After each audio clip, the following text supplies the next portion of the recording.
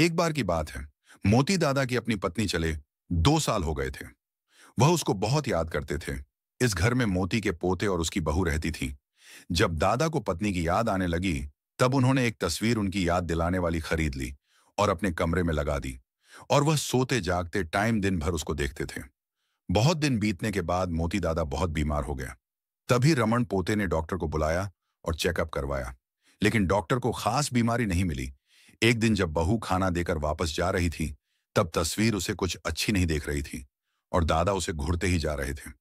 जब बहू बाहर गई, तब उस तस्वीर पर एक रोशनी पड़ी और जैसे ही रोशनी पड़ी, जैसे तस्वीर मानव, वह एक असली रूप धारण ले लिया और देखते देखते एक सुंदर औरत बाहर आई।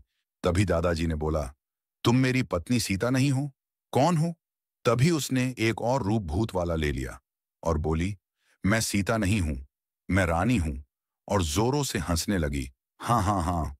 फिर वह आगे बोली, मैं तुम्हें पूर्णिमा के दिन ले जाऊंगी। इतना कहकर वह फोटो के अंदर चली गई। दादाजी बहुत डरे हुए थे। सुबह जब उसकी बहू और बेटे खाना देने के लिए आए, तब देखा कि दादाजी बहुत डरे हुए हैं और उनका मुंह भी उतरा हुआ है। कुछ समझ नहीं पा रहे थे। तभी उसने डॉक्टर को बुलाया और चेकअप करवाया। लेकिन डॉक्टर भी कुछ समझ नहीं पा रहा था और हल्का चेकअप करके दवाइयां दे दी और चला गया। तभी दादाजी रमन को इशारा करते हुए कुछ बोल रहे थे। लेकिन रमन कुछ समझ नहीं पा रहा था। लेकिन दादाजी को वह तस्वीर हटाने थी। लेकिन उनकी कोई बात समझ नहीं पा रहा था। थोड़े ही दिनों में पूर्णिमा हो गई और उस तस्वीर पर फिर से रोशनी पड़ने लगी और एक वही डरावनी औरत आई और दादा से बोलने लगी, मैं तुम्हें लेने आ गई। और जोरों से हंसने लगी। हाँ हाँ हाँ। पार्ट 2 देखने के लिए कमेंट करो।